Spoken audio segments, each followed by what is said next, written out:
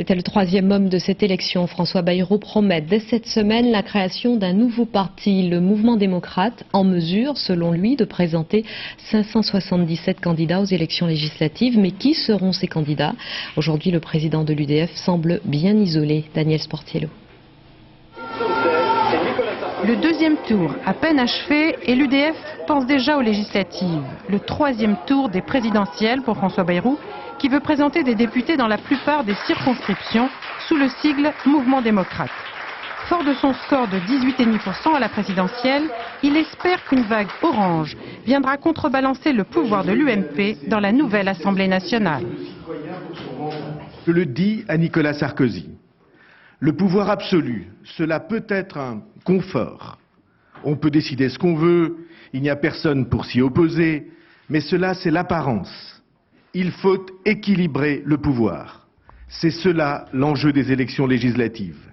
François Bayrou annoncera jeudi à la Mutualité la création de son nouveau parti, mais la plupart des députés sortants seront absents.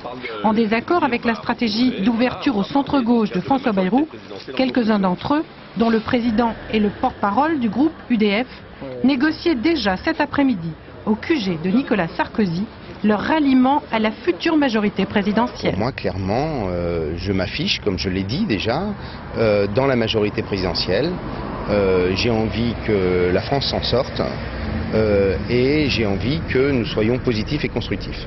Du coup, les députés étaient bien rares hier soir sur les plateaux de télévision et au siège de l'UDF, où on ne rencontrait que le dernier carré de fidèles.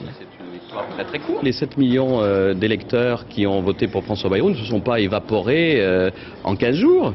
Je pense qu'ils sont toujours là. Ils croient toujours en ce projet nouveau, en cette nouvelle voie que François Bayrou a proposée. Vous verrez qu'aux législatives, même s'il y a des triangulaires, dans nombre de circonscriptions, nous arriverons en tête, j'en suis persuadé.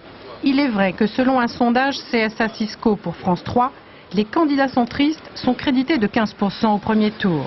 Mais pour avoir des élus, des accords de désistement avec l'un ou l'autre camp seront indispensables.